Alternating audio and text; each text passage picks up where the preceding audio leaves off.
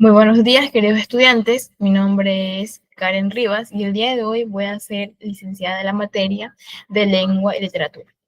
El tema del día de hoy es ¿qué es la poesía?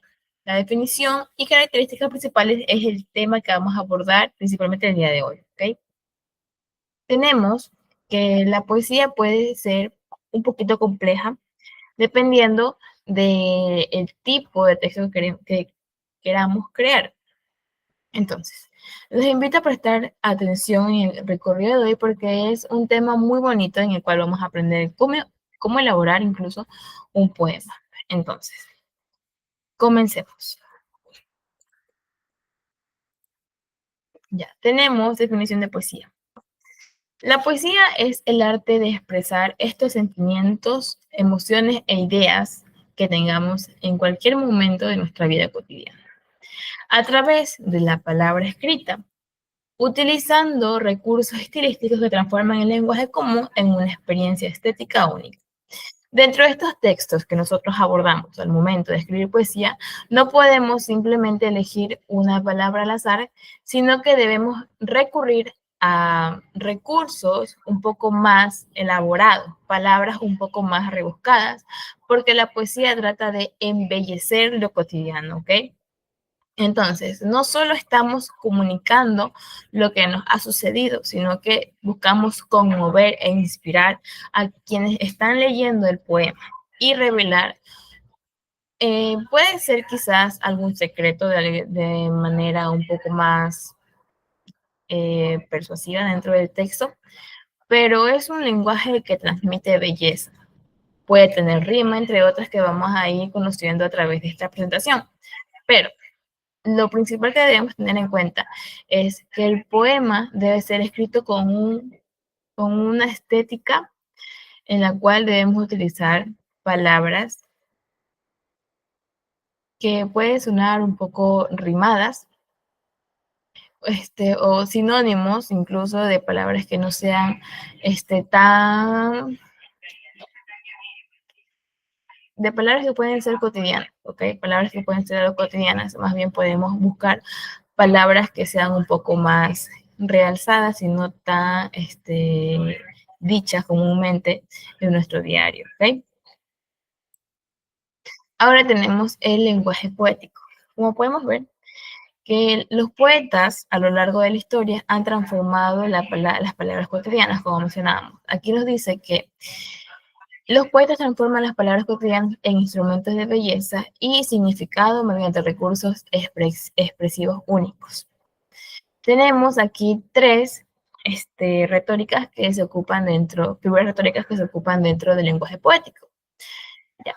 Estas figuras retóricas son aquellas que utilizamos dentro de los poemas para hacer referencia ya sea a una idea que tengamos no tan concreta o personificar algo en algún momento que nosotros creímos que tenía vida, ¿ok?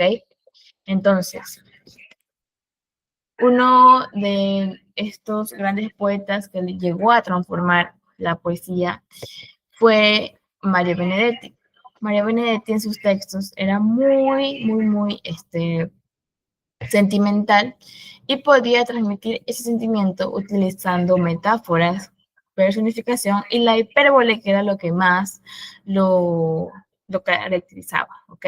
Entonces, ahora, vamos a ver lo que son las metáforas. Las metáforas son comparaciones implícitas que crean imágenes poderosas y revelan conexiones inesperadas entre conceptos. En la comparación podemos decir que se puede utilizar el cómo para poder comparar, ¿ok? Puedes decir sus ojos eran como estrellas y el cómo queda en intermedio de las dos ideas, ¿ya? Ahora, las metáforas son utilizadas para embellecer o resaltar una opinión que queramos nosotros dar dentro de la poética, ¿ok? Por ejemplo, si yo digo sus ojos son bonitos, queda quizás algo muy simple, pero si yo digo sus ojos son como estrellas, obviamente estamos embelleciendo el texto. Por ende, las metáforas es el recurso más utilizado dentro de la poesía. Ahora, vamos con la personificación, que es algo que suele suceder muy a menudo dentro de la poesía contemporánea y también de la poesía neoclásica, ¿ok? La personificación es darle vida o características humanas a aquellos objetos que no tienen vida, la redundancia, creando un mundo ficticio, pero que se conecta con la poesía de una manera poética viva. ¿Sí? Podemos decir que quizás en algún momento nosotros percibimos un objeto como nuestro acompañante, y de esta manera le estamos otorgando una personificación humana diciendo que nos acompañó porque dentro de ese acompañamiento sentíamos ese sentimiento de que me lograba entender cuando yo me sentía triste o estaba enamorado. Eh, Incluso podemos verlo dentro de las canciones. Hay una música que decía que conversaba con su cigarrillo, que le hablaba de él a su cigarrillo. Entonces, de esta manera vemos la personificación encarnada en una música. Recordemos que todas las músicas en algún momento fueron poemas, entonces dentro de estos poemas que se volvieron música están muchas metáforas, ¿ok? Y volvamos y retomamos que la personificación es otorgar características humanas a algo que no tiene vida. Ahora, la hipérbole también. La hipérbole es lo que hemos utilizado en los poetas románticos de la época del romanticismo, donde todo era demasiado para ellos, que todo era mucho más grande para ellos. Esta hipérbole surgía como la acción de exagerar un sentimiento y de esta manera decir cuánto podíamos amar de una manera tan grande. Entonces, la hipérbole era exageración intencional que intensifica las emociones y magnifica la realidad poética. Ya. Estas son las tres figuras retóricas que son más utilizadas dentro de la poética, ¿ok? Ahora vamos con la tercera. Aquí tenemos métrica y ritmo. Como mencionábamos, los poemas tienen que tener ciertas características y dentro de esas características está la métrica y el ritmo. La musicalidad es el arma de la poesía, creada a través de patrones rítmicos que dan vida a los versos. Cuando nosotros leemos un poema que suele tener sus rimas al final de los versos, tiene una cierta musicalidad, que esto permite, en algunos casos, que este poema se vuelva música. Ok, entonces dentro de esta métrica ritmo encontramos las sílabas métricas, que es el conteo de sílabas que determina el ritmo base del verso considerando las licencias poéticas. Y las licencias poéticas son aquellas que nos permitimos nosotros en la poesía. Por ejemplo, si yo he creado un verso, yo puedo acortar o alargar sílabas o incluso puedo escribir, ya no digo que esté bien, pero con licencia poética podemos escribir con faltas ortográficas intencionadas, ¿ok? Ahora, acentos rítmicos. Las sílabas tónicas que marcan el compás musical del poema creando cadencia y fluidez. Entonces, estos acentos son dentro de los versos, ¿ok? En cada verso, por lo general, suele tener algo de similitud las palabras en cuanto al sonido para que el poema pueda tener una mejor presentación al momento de leerlo. Y tenemos estas pausas y cesuras, que son silencios estratégicos que permiten respirar el verso y enfatizar el significado. Dentro de estos poemas, nosotros podemos añadir comas, que por lo general cuando estamos escribiendo un texto investigativo, un ensayo, las comas tienen que ir en ciertos apartados, como sin embargo, en el porqué, y así, pero dentro de la poesía nosotros podemos otorgar ciertas comas para que haya un espacio de silencio intencional para que al momento de leerlo tenga una cierta división de tiempos dentro de cada verso para que así tenga un poco de énfasis ciertas palabras o ciertos versos de la estrofa. Vamos con el siguiente, la rima. La rima crea armonía sonora y estructura, uniendo versos mediante la repetición de sonidos finales. Tenemos la rima consonante, que es la coincidencia total de vocales y consonantes desde la última vocal acentuada. Y también tenemos rima asonante, solo coinciden las vocales creando una sonoridad más sutil y sugerente. Esto cuando se trata de los versos de los poemas, que por lo general suelen ser más estructurados y mucho más elaborados, para que al momento de leerlos tengan un poquito más de musicalidad y se puedan leer con cierta rítmica. Y aquí están las estrofas y composición, pues no como decíamos, hay poemas que suelen ser más estructurales, ¿ok? Entonces aquí está la organización del texto poético en unidades estructurales que dan forma y coherencia al mensaje. Tenemos el pareado, que son dos versos que riman entre sí, perfectos para sentencias y reflexiones breves. Solo son dos versos. ¿Qué son los versos? Los versos son las líneas, ¿ok? ¿Cuál es el origen de la palabra versus en latín? Es surco, que significa los surcos de arroz, ¿ok? De los pueblos chinos. Entonces, básicamente esta palabra tiene un origen que son los surcos de arroz, porque los surcos de arroz van alineados. Asimismo, los versos van alineados en las estrofas, ¿ok? Ya. Ahora tenemos el terceto. 3 versos con rima encadenada, ideales para desarrollar una idea progresivamente. Entonces, terceto, 3 versos y pareado, 2 versos. Tenemos el cuarteto, 4 versos con rima AB, la forma más equilibrada y versátil de la poesía y por lo general suele ser la más utilizada. Y también el soneto, que es 14 versos distribuidos en cuartetos y tercetos, la forma clásica por excelencia. El soneto es uno de los más utilizados dentro del barroco. El barroco es uno de los principales,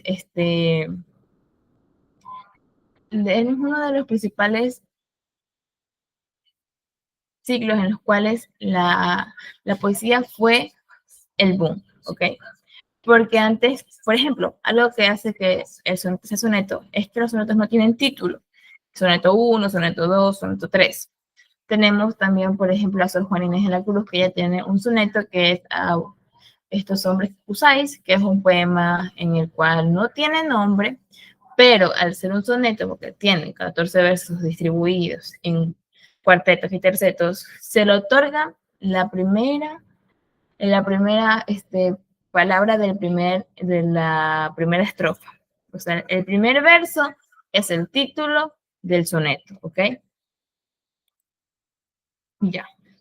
Ahora, dentro de la poesía nosotros podemos abordar diferentes temas, pero los que son los tópicos más utilizados, los tópicos literarios más utilizados dentro de la poética suelen ser 4. Entonces, aquí nos dice temas universales.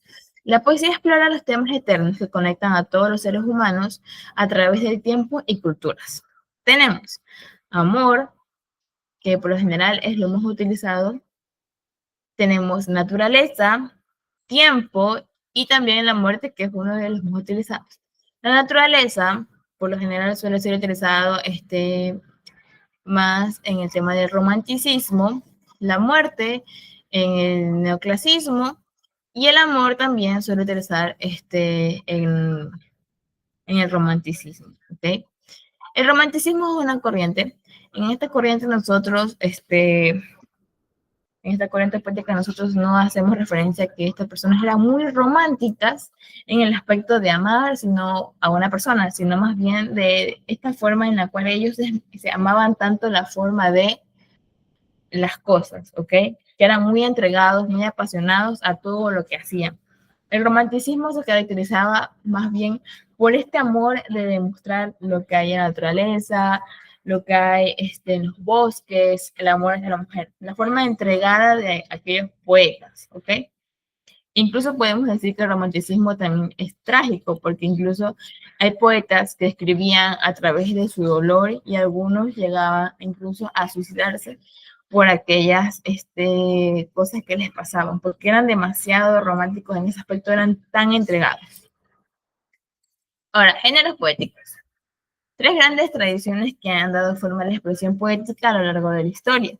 Tenemos el primero, que es el lírico, expresión de sentimientos íntimos y emociones personales del poeta. Es la poesía del yo que busca conmover y emocionar. El lírico habla de ese yo poético que no existe, pero que se conecta de alguna manera al poeta. ¿Okay? El poeta trata de plasmar todo en el papel, pero no es él en la hoja, sino su yo poético, es alguien ficticio de quien se habla en ese poema. Tenemos el épico, que es narración de hazañas heroicas y acontecimientos históricos. Cuentan las grandes gestas de pueblos y héroes. Dentro del épico podemos decir que eran estos cantos de gesta, ¿no? Que se utilizaba para narrar las hazañas de ciertos héroes de la época.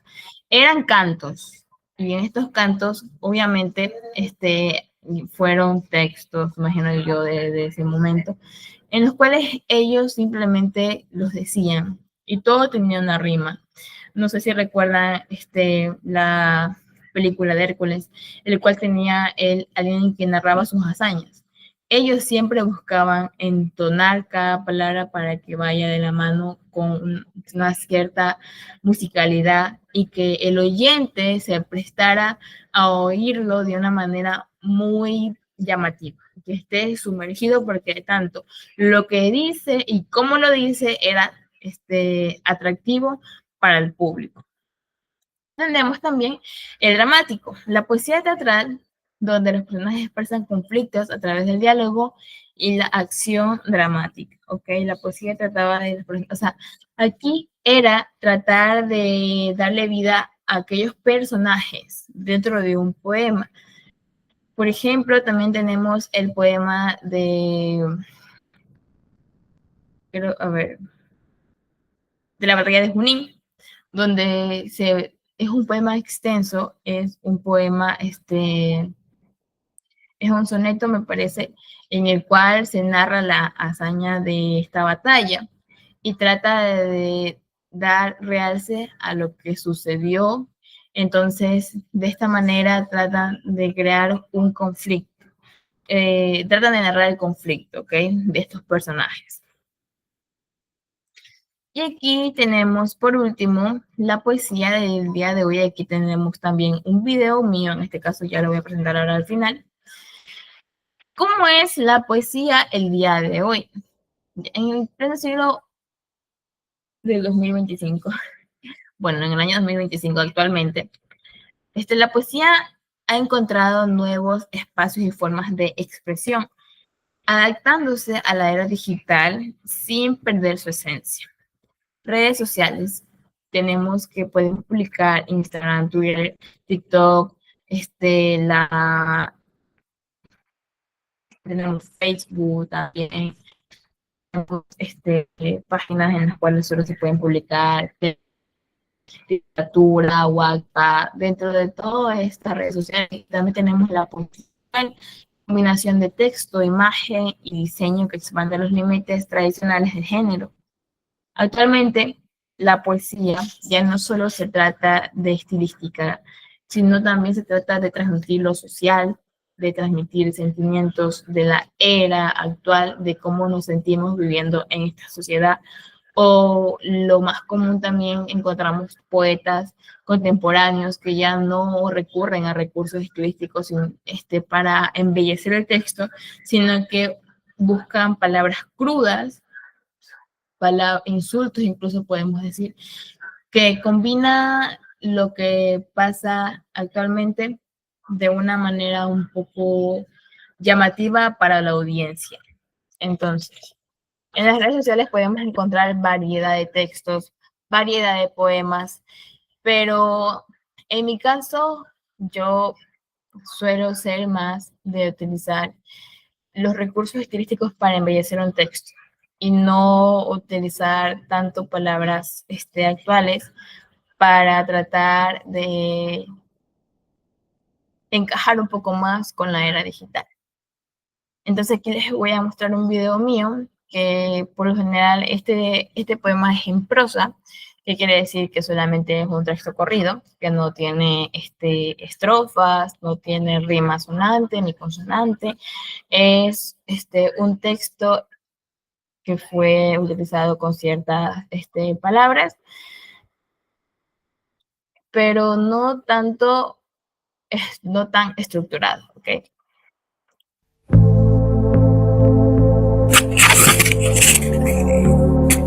Carta de sentimientos en el aire. Qué dolor el que quema cuando sus ojos atraviesan el vidrio. Es el estallido de su mirada la emoción que me libera las tardes. Mas cuando el poema llora en hojas planas de un papel que no enseña, el llanto de su garganta quema. Él sabe que las lágrimas van hacia arriba cuando el dolor es provocado. ¿Cómo podría él saber que el cielo de mi vida es ajeno? Las letras recorren mi estómago con evocas hilos de tristeza. Años de vida que no ha vivido pero que nadan en su vida, como mar de agua dulce, dulce como su sonrisa. Las puntas del suelo me miran a mí en ese piso, lo sé porque yo les hablo.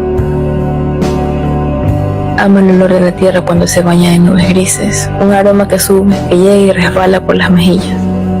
Sus pulmones se llenan de memoria, de recuerdos. Él no escribe con las manos, escribe con el ser, con el alma, con los ojos. Él no conoce de letras, conoce el mañana. Y espero que en su almohada esté el recuerdo de mis cabellos enredados, que se enreden con mi recuerdo al levantarse y que en el aroma de la lluvia me deja mi imagen como santo milagro. Él no lo sabe, pero estuve en mis manos. Cuando las noches lloraban, no eran lágrimas de tristeza, eran mares de euforia que se derramaban hacia el techo. Hay un volcán dentro de su cabello que estalla con furia, que no comprende, pero que le quiero enseñar. Ojalá recuerde, con pequeños tragos, una carta de sentimientos que escribí, o que escribiré con tinta de suspiros.